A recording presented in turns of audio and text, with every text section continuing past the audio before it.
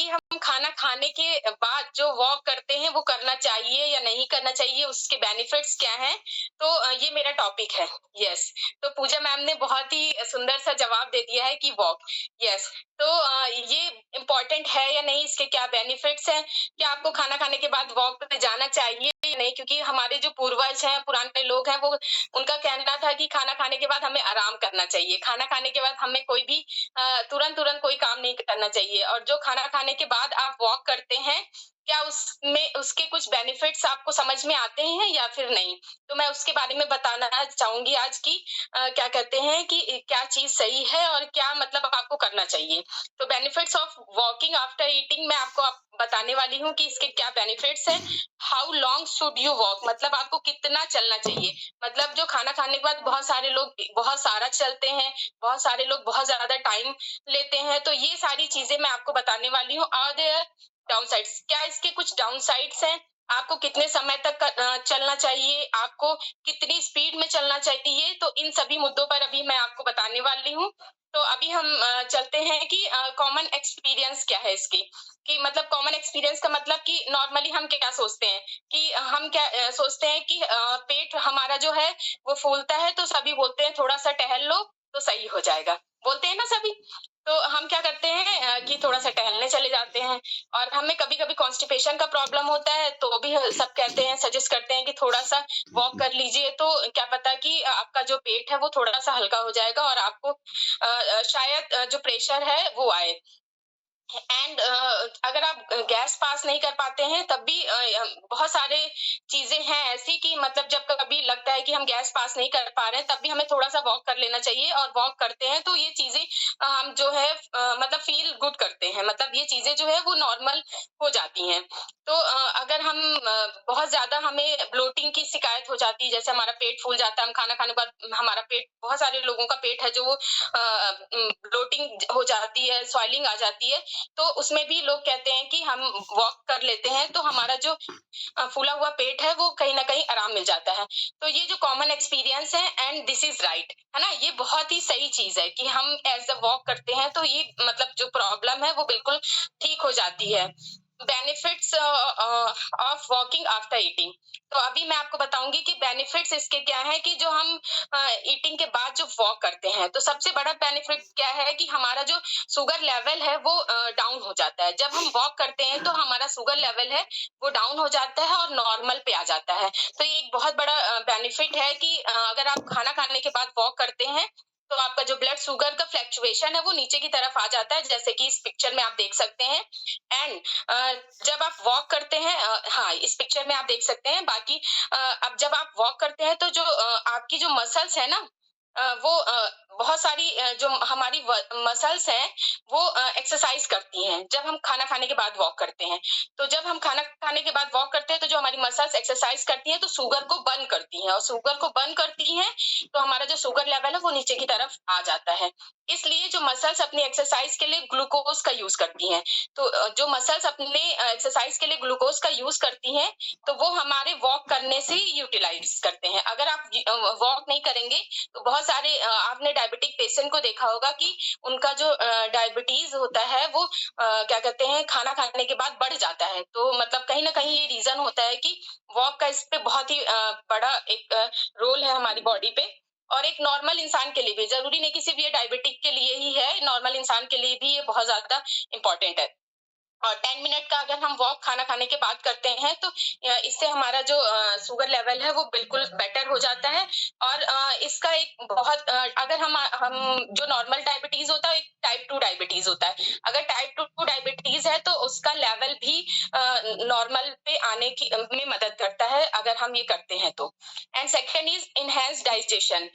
इसका ये क्या है कि जब हम चलते हैं तो हमारी जो ग्रेविटी है उसमें हेल्प करता है, और जब हेल्प करता है तो हमारा जो ब्लड फ्लो है वो इनहेंस होता है, मतलब इंक्रीज होता है। जब ब्लड फ्लो इंक्रीज होता है तो हमारे जो ऑक्सीजन एंड न्यूट्रिएंट्स हैं हमारी बॉडी के, वो जो होते हैं उनमें फ्लक्चुएशन आने लगता है, तो उससे हमारा जो डाइजेशन है वो इम्प्रूव हो जाता है और इनहेंस हो जाता है।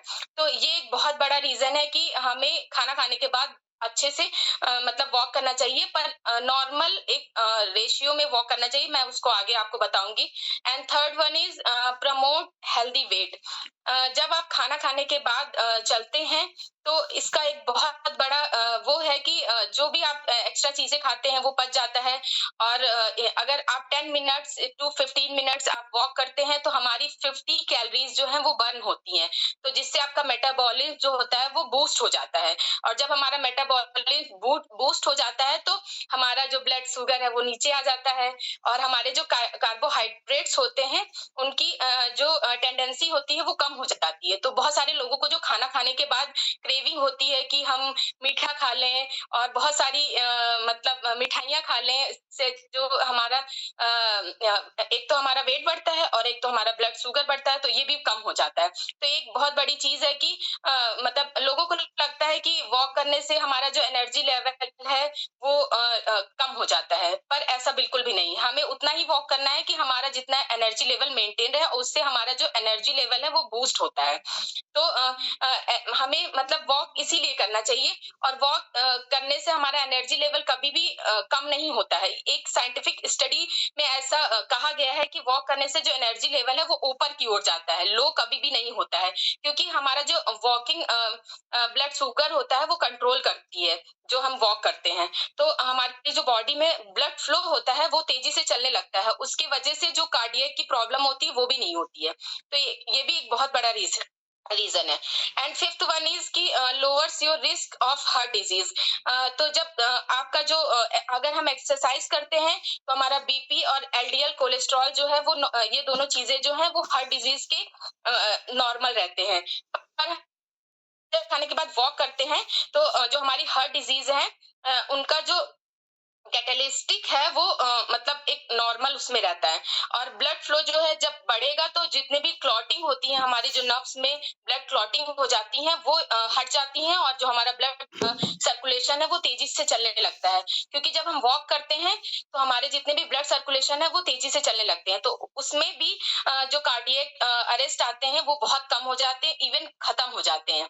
तो इसलिए वॉक करना बहुत ज्यादा जरूरी है।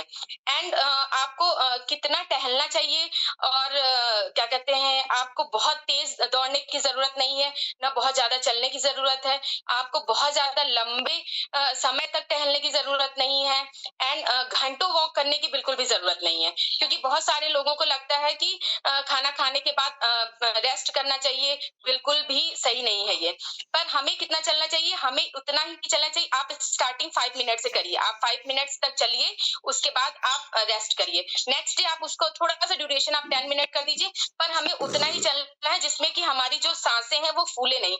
मतलब बहुत सारे लोग जब बहुत ज्यादा चल लेते हैं तो हम हाफने लगते हैं, जैसे हम एक्सरसाइज करते हैं कार्डियो एक्सरसाइज, तो हम हाफने लगते हैं। तो ऐसी मतलब हमें नॉर्मल वॉक करना है कि हम नॉर्मल बोल सके, ऐसे वॉक करना है खाना खाने के बाद, तब हमारी बॉडी में ये वर्क करता है।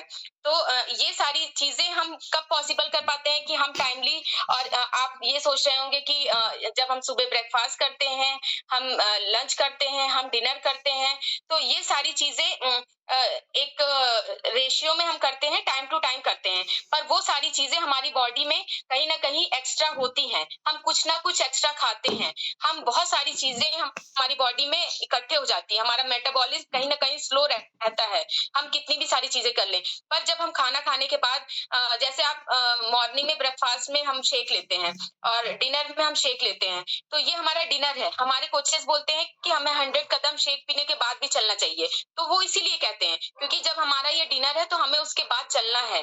जब हम चलेंगे तभी हमारी चीजें जो है नॉर्मल वे में रहेंगी। आपको लगता है कि हम न्यूट्रिशन खा रहे हैं, हम एक्सरसाइज कर रहे हैं, तो हमारी चीजें लेवल पे होंगी होंगी आपकी लेवल पे, पर बहुत सारी चीजें ऐसी हैं जो हमें मतलब हम इग्नोर कर देते हैं। आपने अभी कुछ दिनों पहले सर ने बहुत सारे ग्रुप्स में एक वीडियो भेजा था अपना कि सर अपना जो क्या कहते हैं स्टेप्स हैं वो आप सर कंप्लीट कर रहे थे।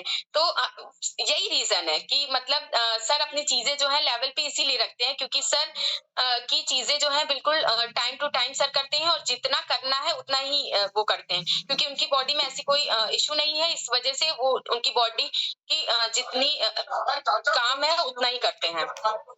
बाकी क्या कहते हैं, हमें कितना चलना है, तो हमें स्टार्टिंग 5 मिनट से करनी है।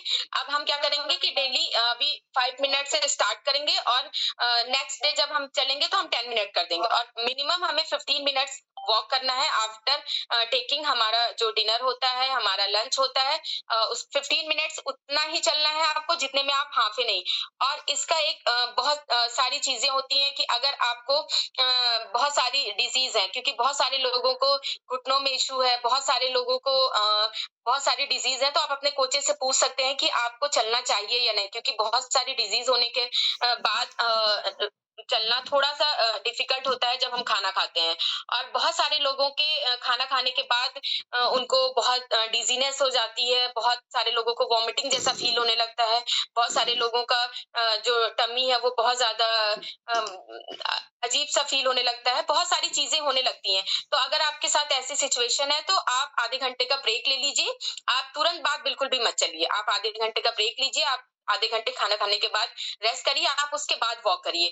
तो इसमें आपको हेल्प मिलेगी। पर हमें वॉक करना है तो उससे हमें बहुत ज़्यादा हेल्प मिलती है, क्योंकि इसका बहुत ही बड़ा रोल है हमारी बॉडी में वॉक का। तो अभी शायद आपको समझ में आ गया होगा कि हमारी बॉडी में वॉक का क्या रोल है, वो भी खाना खाने के बाद। हम मॉर्निंग में एक्सरसाइज करते हैं और एक इम्पोर्टेंट बात मैं आपको ये बताना चाहूँगी कि जो हम मॉर्निंग में वॉक करते हैं एंड इवनिंग में वॉक करते हैं, उससे कहीं गुना ज़्यादा ये जो हम खाना खाने के बाद वॉक करते हैं, वो बहुत ज़्यादा वर्क करता है। और इससे जितने भी हमारे शुगर लेवल है, बीपी है, कोलेस्ट्रॉल है, ये सारी चीज़ें उस वॉक से ये बहुत ज़्यादा इफ़ेक्टिव होता है। ये हमारा जो रिसर्च कहता है, ये हमारे डॉक्टर्स कहते हैं। तो जो हम मॉर्निंग में वॉक करिए आप, उसके बहुत अलग बेनिफिट्स हैं। इवनिंग में आप वॉक करिए, उसके अलग बेनिफिट्स हैं। पर जो हम खाना खाने के बाद वॉक करते हैं, तो उसके बहुत ज़्यादा बेनिफिट्स हैं। तो आप अगर नहीं करते हैं, तो आप उनको स्टार्ट करिए और बहुत ज़्यादा बेनिफिट्स आपको मिलेंगे। तो थैंक यू, ये मेरी इन्फॉर्मेशन है। तो अभी हम चलते हैं